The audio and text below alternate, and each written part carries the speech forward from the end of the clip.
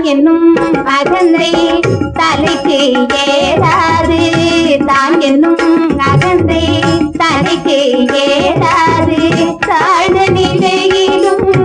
கர்மம் மாறாது தான் என்னும் அகந்தை தலைக்கு ஏறாது தாழ்ந்த நிலையிலும் கர்மம் மாறாது வான்புகழ் வள்ளுவல் வகுத்தனை வழியில் வான்புகழ் வள்ளுவல் வகுத்தனை வழியில் வையகம் வழிட